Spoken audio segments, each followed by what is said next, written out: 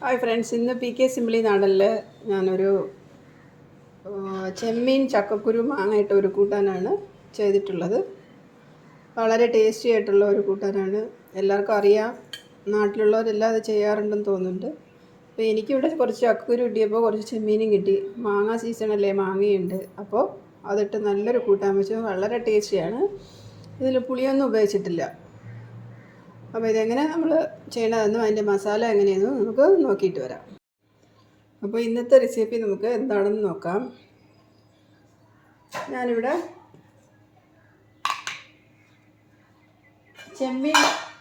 ചെമ്മീൻ കൂട്ടാനാണ് ചെയ്യേണ്ടതെന്ന്.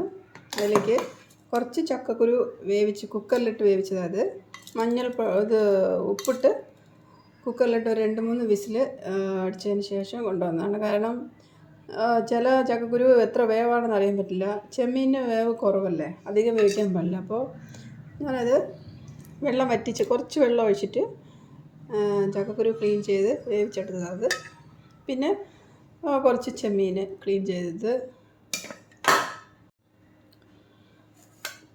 മാങ്ങയും ചക്കക്കുരു ഇട്ടാണ് ഞാൻ ഈ കൂട്ടാൻ വയ്ക്കുന്നത്. അപ്പോൾ ചെമ്മീൻ്റെ കൂടെ മാങ്ങയും ചക്കക്കുരു ഇടുമ്പോൾ നല്ല ടേസ്റ്റാണ് കഴിക്കാനായിട്ട്. അപ്പോൾ ഞാൻ ഒരു മാങ്ങയുടെ 1/4 ഭാഗം എടുത്തിട്ടുണ്ട്. അധികം പുളിയുള്ളതാണെങ്കിൽ നമ്മൾ അതിൻ്റെ ഒരു പകുതി എടുത്താൽ മതി. പിന്നെ ഒരു തക്കാളി, പച്ചമുളക്, കറിവേപ്പില. ഇപ്പോൾ ഞാനിതിനെ അരയ്ക്കാനായിട്ട് 2 സ്പൂൺ മുളക് പൊടി. ഈ മുളക് പൊടി ഇപ്പോൾ 2 സ്പൂൺ എന്ന് പറഞ്ഞാൽ നമുക്ക് അവരവരുടെ എരിവിനനുസരിച്ച് ഇട്ടോളാം. പിന്നെ കുറച്ച് തേങ്ങ, ഒരു 1/4 ടീസ്പൂണിൻ്റെയും പകുതി ഉലുവപ്പൊടി, പിന്നെ കുറച്ച് ചുമന്നുള്ളി. നമ്മൾ ആ കൂട്ടാൻ്റെ നല്ലൊരു ടേസ്റ്റിന് ചുമന്നുള്ളിയും കൂടെ അരയ്ക്കുമ്പോൾ നന്നായിട്ടുണ്ടാവും. ഇത് ഇത്രയും നമുക്ക് അരയ്ക്കാനുള്ളതാണ്. ബാക്കി നമുക്ക് കൂട്ടാനിൽ ഒരുമിച്ച് ചേർത്ത് നമുക്ക് പുളി ഒഴിക്കേണ്ട ആവശ്യമില്ല. ഇപ്പം മാങ്ങ ഉള്ളതുകൊണ്ട് പുളി ഒഴിക്കേണ്ട ആവശ്യമില്ല. പിന്നെ തക്കാളി ഉണ്ടല്ലോ. അപ്പോൾ ഞാൻ ഈ തക്കാളിയുടെ പകുതിയും ഈ മറ്റേ തേങ്ങയും അതെല്ലാം കൂടെ ഇട്ട് അരയ്ക്കണം. അപ്പോൾ പുളി കുറച്ചുകൂടെ നമുക്ക്, തക്കാളിയുടെ അംശം കുറച്ചുകൂടെ നമുക്ക് കിട്ടും. അതിന് വേണ്ടിയിട്ടാണ്.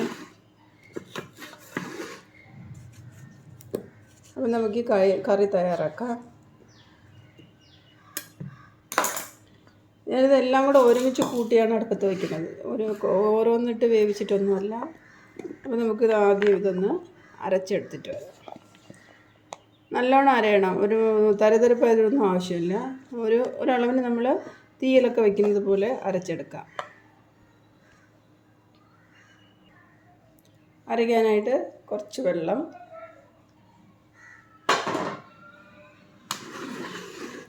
ഈ പകുതി തക്കാളി നമുക്ക് മീനിൻ്റെ കൂടെ കട്ട് ചെയ്തിടാം.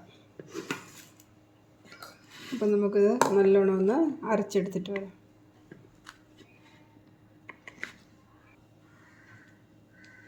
ഈ രീതിയിലാണ് അരയ്ക്കേണ്ടത്. ഇനി നമുക്ക് കറി ഞാനിവിടെ അടുപ്പത്തൊരു കൽച്ചട്ടിയാണ് വെച്ചിട്ടുള്ളത്.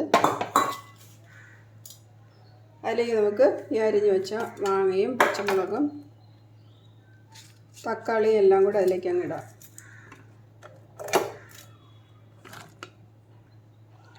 അതിൻ്റെ കൂടെ ഈ ചെമ്മീനും ഈ ചക്കക്കുരുവും എല്ലാം കൂടെ ഇട്ടിട്ട് നമുക്ക് മസാല ഒഴിക്കാം.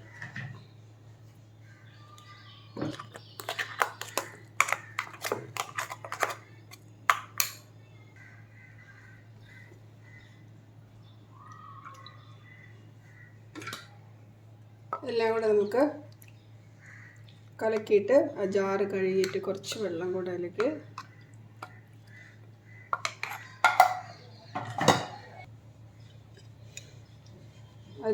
ഒരു ചെറിയ സ്പൂൺ നിറച്ച് മഞ്ഞൾപ്പൊടി, ആവശ്യത്തിന് ഉപ്പ്. ഞാനിവിടെ കല്ലുപ്പാണ് യൂസ് ചെയ്യണത്. കൂട്ടാനൊക്കെ കല്ലുപ്പാണ് ഇടുന്നത്. നമ്മൾ തോരനൊക്കെ ചെയ്യുമ്പോൾ പൊടിയുപ്പാണ് ഞാൻ ഉപയോഗിക്കാറുള്ളത്. അപ്പോൾ ഇതെല്ലാം കൂടെ നല്ലോണം ഒന്ന് മിക്സ് ചെയ്തിടാം. ഇതൊക്കെ വെന്ത് കഴിയുമ്പോൾ ഇന്നും കുറച്ചുകൂടെ താഴ്ന്ന് കിട്ടും.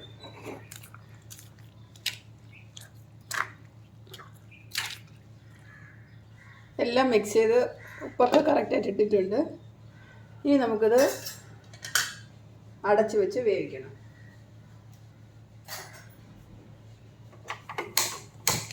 നല്ലോണം ഒന്ന് തിളച്ച് വരുമ്പോൾ തിളച്ച് ഒരളവിന് ഒന്ന് വെള്ളം വറ്റി കഴിയുമ്പോൾ നമുക്കിത് അടുത്ത് കടുക് വറുത്ത് നമുക്ക് കഴിക്കാനെടുക്കണം. അപ്പോൾ ഇത് വേവണ വരയ്ക്കും ഒന്ന് വെയിറ്റ് ചെയ്യാം. മീൻകറി നന്നായിട്ട് തിളച്ച് നല്ല അതിൻ്റെ പാകത്തിനെല്ലാം വെന്തിട്ടുണ്ട്. ഇത് അധികം വെള്ളമാക്കണ്ട. ഇപ്പോൾ ചക്കക്കുരു ഇട്ടതുകൊണ്ട് ഒരുപാട് വെള്ളമാക്കേണ്ട ആവശ്യമില്ല. കുറച്ചൊന്ന് ഇതായിരുന്നാൽ മതി, കുറച്ച് ലിക്വിഡായിരുന്നാൽ മതി, അധികം ലിക്വിഡാക്കേണ്ട ആവശ്യമില്ല. അപ്പോൾ ഇനി ഇത് നമുക്ക് മാങ്ങയൊക്കെ നല്ലോണം വെന്തിട്ടുണ്ട്. ഇനി നമുക്ക് ഒന്ന് കടുക് വറുത്തിടാം.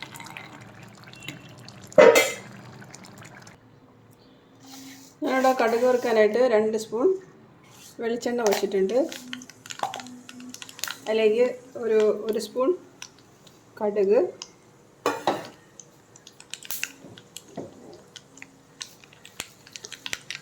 കടുക് പൊട്ടുമ്പോഴത്തേക്ക് ഒരു നുള്ള് ഉലുവ ഇടുമ്പോൾ അത് കടിക്കുമ്പോൾ കശപ്പുണ്ടെങ്കിലും പക്ഷെ അത് നല്ലൊരു മണമാണ് കൂട്ടാൻ താളിച്ചിടുമ്പോൾ. അതുകൂടെ ഒന്ന് നമ്മുടെ ഈ മോര് കൂട്ടാനൊക്കെ പുളിശ്ശേരിക്കൊക്കെ നമ്മൾ കടുക് വറുക്കുമ്പോൾ ഇതുപോലെയൊക്കെ ഇടും. അപ്പോൾ ആ കൂട്ടാൻ നല്ലൊരു മണം കിട്ടും. പിന്നെ ഒരു 3 ചെറിയ ഉള്ളി അരിഞ്ഞത്,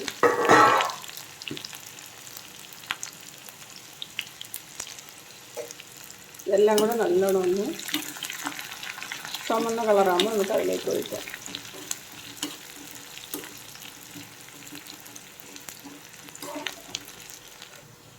ഉള്ളിയൊക്കെ നല്ല മുരിഞ്ഞ് വന്നിട്ടുണ്ട്. അതിലേക്ക് കുറച്ച് കറിവേപ്പില ഇട്ട് നമുക്കിത് കൂട്ടാനിലേക്ക് ഒഴിക്കാം.